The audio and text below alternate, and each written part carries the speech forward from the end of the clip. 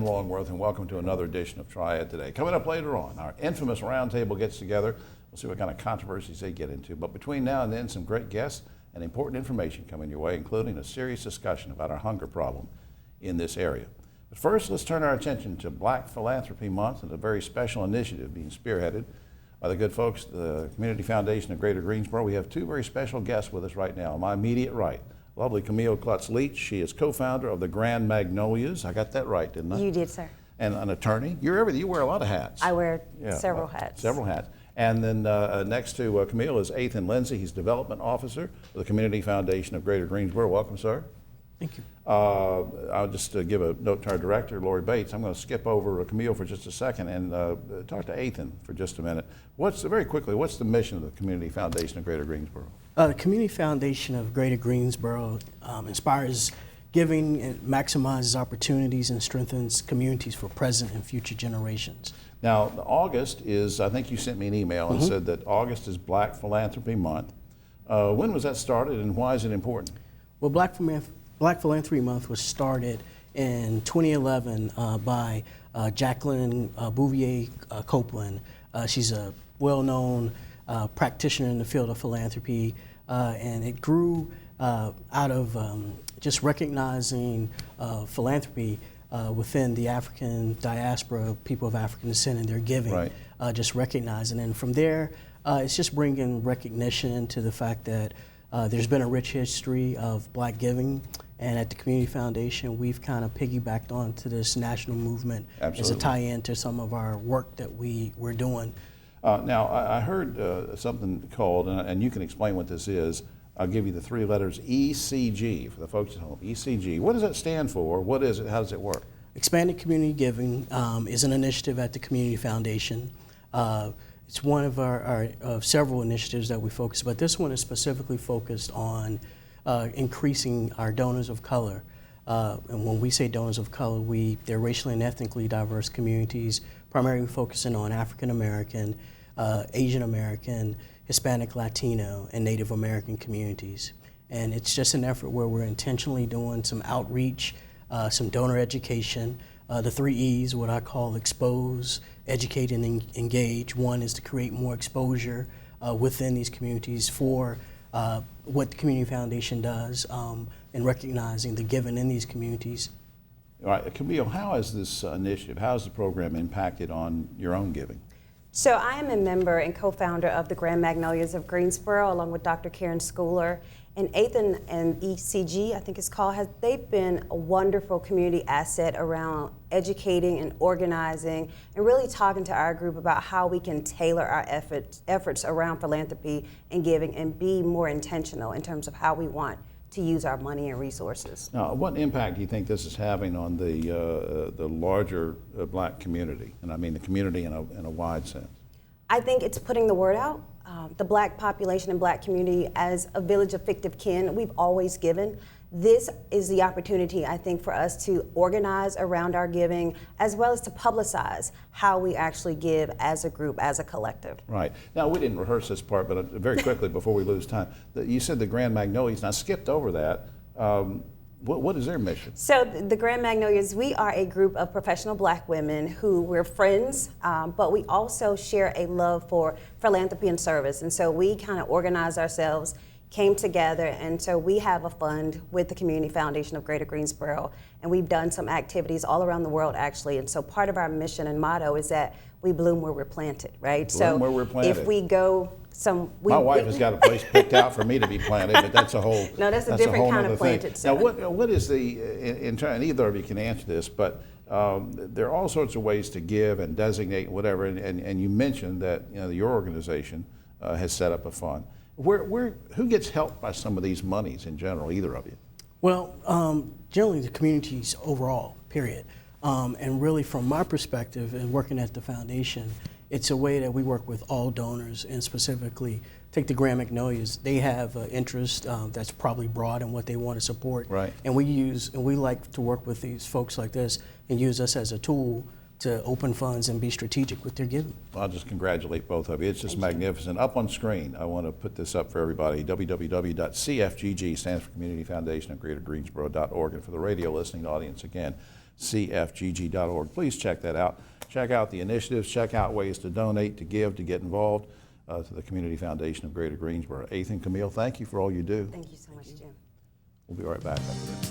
Back now on Triad Today, and I'm always excited when we get some good folks coming over from Cross North School and Children's Home. They do such a fine job working with the kids. And this is really neat because one of my favorite things about the school and the grounds is their farm. It's a working farm.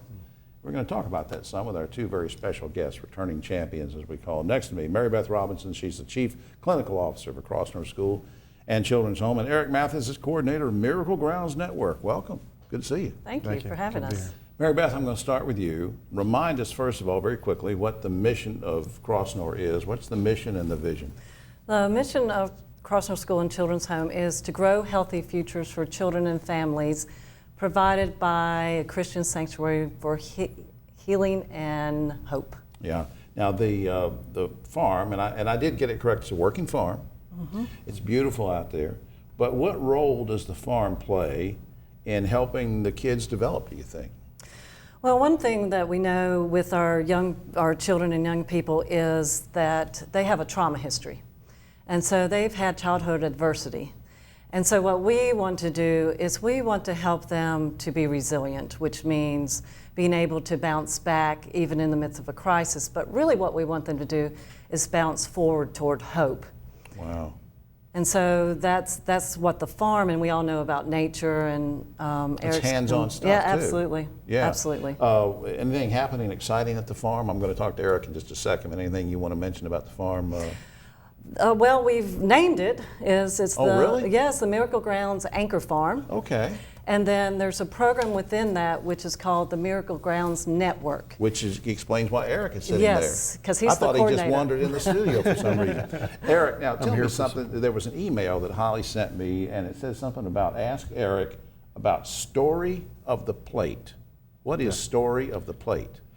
What it does is we recently had a Health Innovation Challenge June 6th on our campus. And kind of the trends across North Carolina and the United States right now is there's a lot of businesses moving towards composting.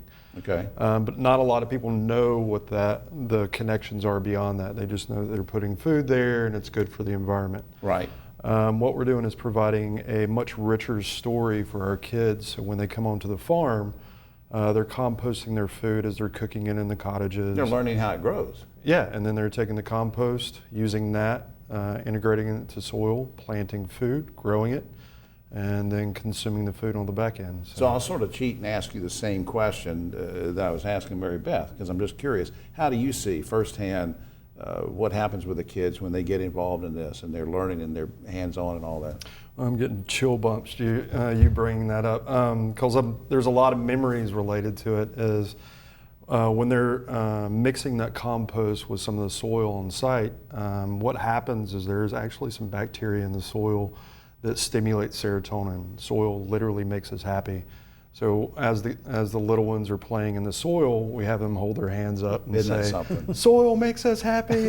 Soil makes us happy. It's kind of a rhythm that we've built into. And as the Mary kids' Beth experience. said, these are kids that are traumatized for all kinds of reasons. Maybe have been abandoned. Maybe they lost their parents to a health thing or an accident or all sorts of reasons. And there they are. And the good work that the two of you and the team are doing out there just makes all the difference in the world. I guess, Eric, before we lose time, I want to ask how you would like the public to get involved. I mean, now, do you grow things out there that the public can buy or come and get, or can they observe or make donations, or what? That's a really good question. The Story of the Plate is not only connecting our children to the farm, it's connecting the entire community to the farm. So some of our restaurant networks are also doing composting. That composting, we basically tell a story of where that compost goes. It ends up on our farm, and then some of that food that we grow on the farm actually ends up on the plates at the restaurants across the city. And you're always willing to take money and volunteers and adult volunteers and people to come in and learn about how to help. Up on the screen, crossnor.org. Please check that out, folks at home. Crossnor.org gives you all sorts of information about the mission of Crossnor and the fine job they're doing to make a difference in so many lives of so many children. Thank you, Mary Beth and Eric. Thank you. Appreciate what you do. Thank you. Thank you. We'll be right back after this. Back now on Triad Today, and I want to talk about a very special youth program, and it's called the Next Gen Youth Program. And seated next to me are two very young people. See, everybody, when you're my age, everybody's young. But next to me is Davita Ewell, and she's Youth Program Manager, among other things, at Goodwill Industries of Northwest North Carolina. Next to her is Sharice Blue, Regional Compliance Specialist at Goodwill. Welcome, ladies. Good to see you. Thank you. Davita, I'm going to start with you. Now, what is this thing you emailed me about? And it's Next Gen, G-E-N, like generation, Yes. Youth Program. What is that? Well, it's a youth program that is with the Goodwill and in partnership with the Piedmont Triad Regional Workforce Development Board. And the primary focus is to help youth who have barriers to help them get to education and employment. Now, how would a young person qualify? What kind of age range are we talking about? What kind of qualifications do they have to meet to enroll in this? Because it sounds neat. The age range is 16 to 24. Basically, they can be in 7 counties actually and receive those services actually. Wow. And I want to get you to name all 7 counties because we'll give a website later and people can go to it. But I know Surrey, I think Surrey and Stokes are in Yes, there. sir. Yes, okay. And Forsyth. is it Davidson and Forsyth? Or? Davie, Forsyth, and we also in Caswell, Yadkin, and That's right, you did name them Rockingham all. County. Yes, Rockingham, so, Rockingham was one I forgot. Well, that's great. Now, Sharice, what is the overall goal of the program as you see it? The overall goal is to assist youth with their education and employment goals. Each participant comes to the program in need of help with getting in school, registering. So we guide them and help them with enrollment. And You're then talking about getting into college. getting into well, whether that's getting a skill or credential or 2 to 4 year degree, we help them with their career focus. And then in addition, we can help with their employment goals, and we provide what we call a work experience, where we pay the wages and we assist with getting them some skills. Give me an example. I don't mean to put you on the spot when you say get them ready and get them for the world of work and whatever. Give me an idea, one example of how you might help a young guy or something get ready for that. Okay, so maybe a participant comes in and they're interested in the medical field. Their overall goal may be nursing, may eventually want to be an RN. So we would assist them with the first steps, which is enrolling into CNA. We will help guide them through the application process, getting shots or things that they need.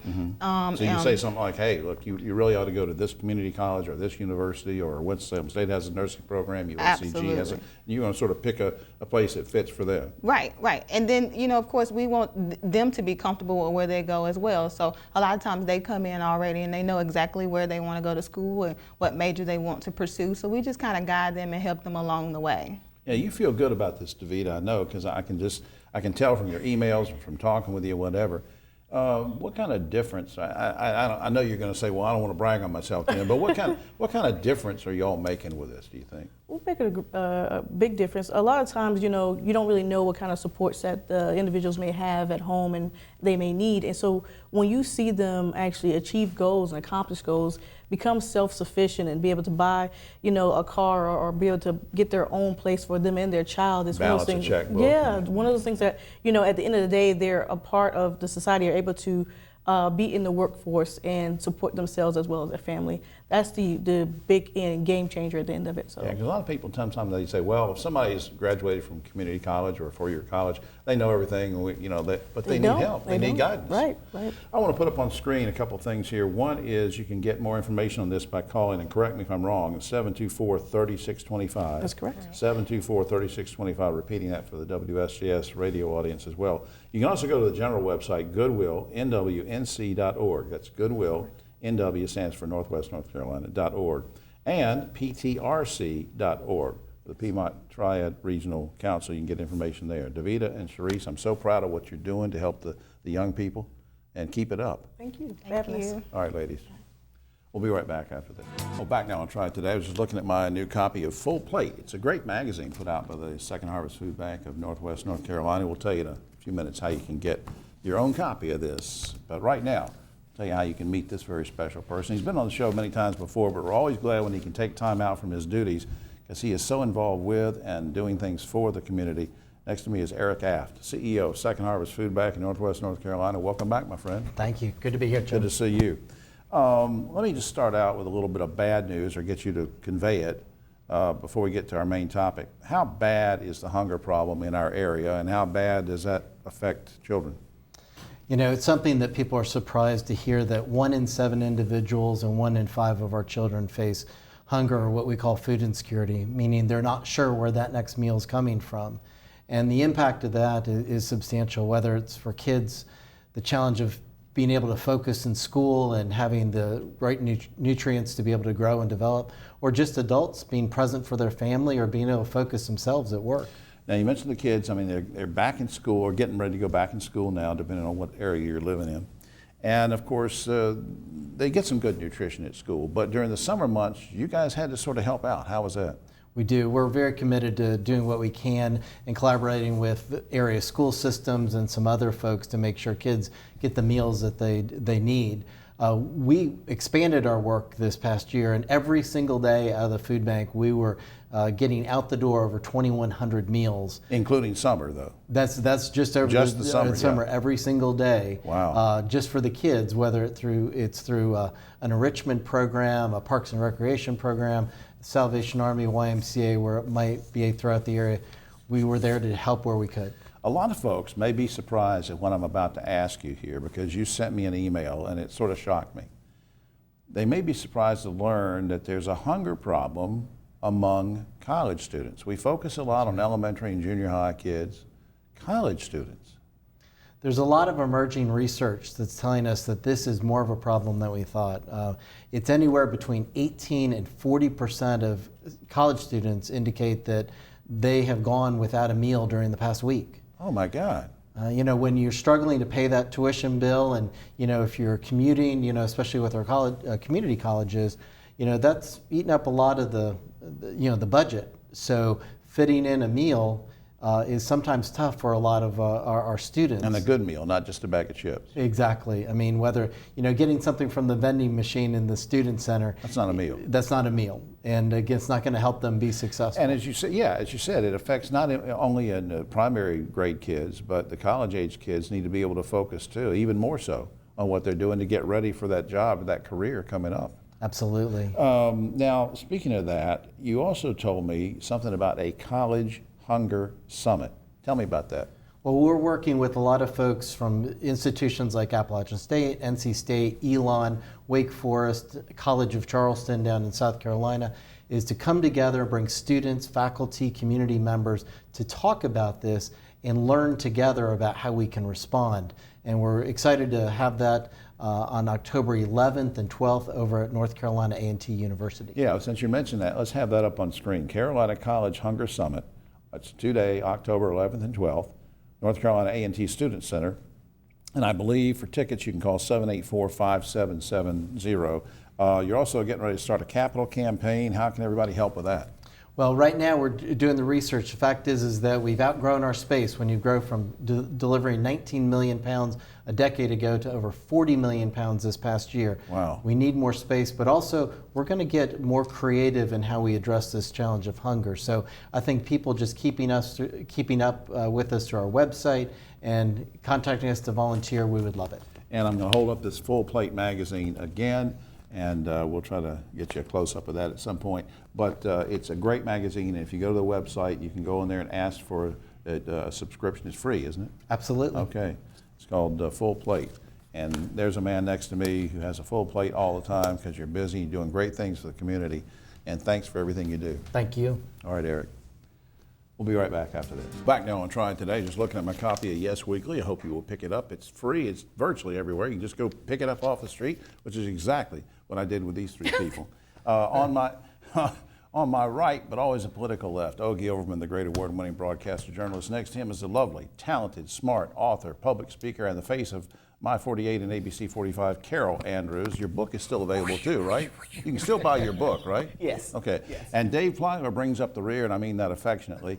Dave is chairman of the Forsyth County Commissioners, and something you may not know about Dave, but every 2 years, Dave cancels out Ogie's vote. It's just something I thought I'd share with everybody.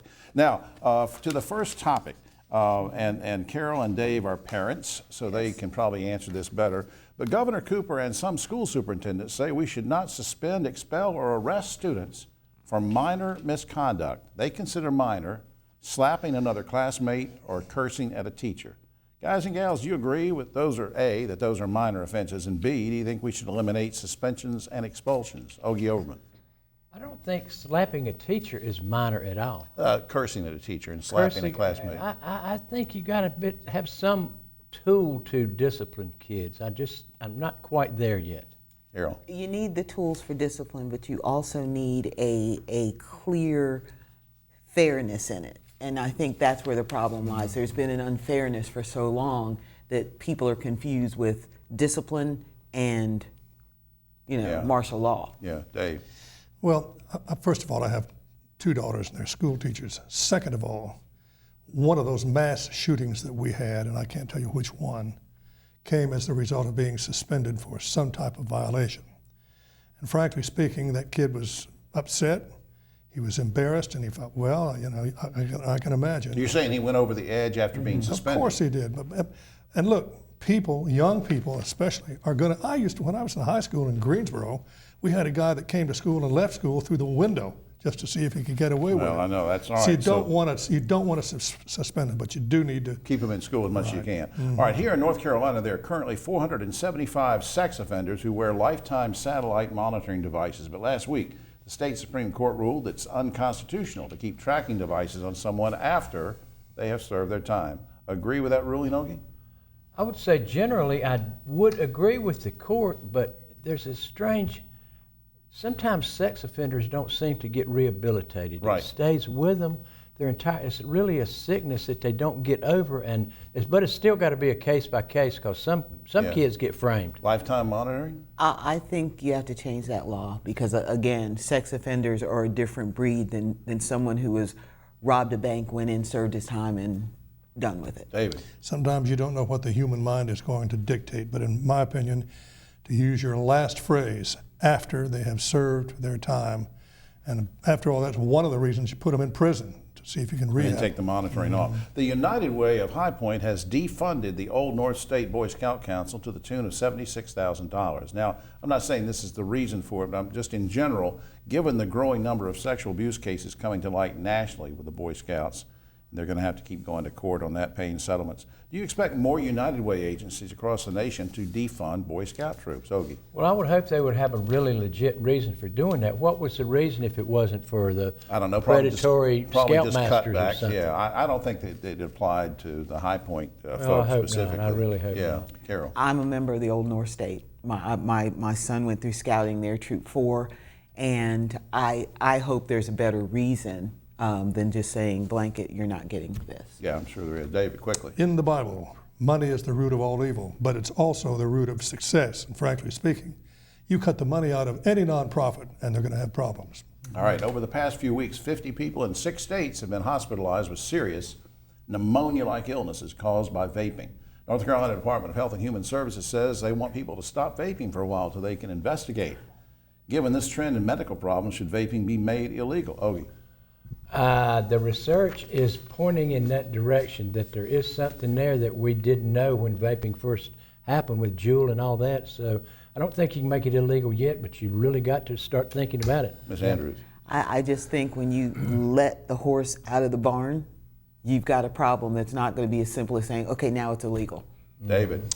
We're hearing that vaping is injurious to your health, but the people who do these things haven't come right out and said, this is the reason and this is what's going to happen if you take it, and haven't done that yet. Oh, and since we're talking about a health thing, just very quickly, I want to mention that our good buddy, Dr. Don Martin, had emergency gallbladder surgery the other day, and we wish him well and a speedy recovery. I meant to say that anyway, and so Don's looking in. State lawmakers recently revealed we have a $900 million surplus. Meanwhile, there are 4 million people who pay taxes and file a tax return each year. I did the math on this. Would you guys and gals like to see the state reimburse every taxpayer with a check for $225 or just spend it some other way? Quickly, Ogie. I think we should invest that money into fighting climate change on the coast and air pollution, water pollution, to make a full court press on climate Maybe we can change. buy Greenland for $900 million. There you go. Good thought. Carol. I'd like to invest it in the schools. Invest in I school. think we make our Dave, should you schools get a better. check? Teachers, make sure you pay the teachers. Absolutely. We're not paying the teachers. Absolutely. And finally, this item, a New York City woman who just turned 107 years old was asked the secret to her longevity. This is true. She said, quote, I never got married. Now, guys and gals, do you think being married takes years off your life. No, she's the exception rather than the rule. The studies indicate just the opposite. You live longer if you get married. Carol. That I agree. I think marriage is the best thing I've ever So done. at some point you'll be 107 and we'll be interviewing you. And Yeah. Now my husband might have a different answer. well, he might. Let's get him in here. Dave, what do you think? I think that marriage actually gives you a longer life. That's what Ogie said. I agree. I think so. Well, guys and gals, that's all the time we have. And again, good luck to Don, and hope we get well quickly and get out of the hospital, Don Martin. And just one more thing. Earlier this summer, a zoo in South Africa held a press conference to show off a pig who could hold a brush in his mouth and paint pictures. Asked if they planned to profit from the pig paintings, one zoo official said, "Sure, we have to bring home the bacon somehow." That's a news item, Dave. What's the matter with you? Dave, you were a newsman. You should put that. It's a news item. For all of us here on Triad Today, I'm Jim Longworth. We'll see you next week.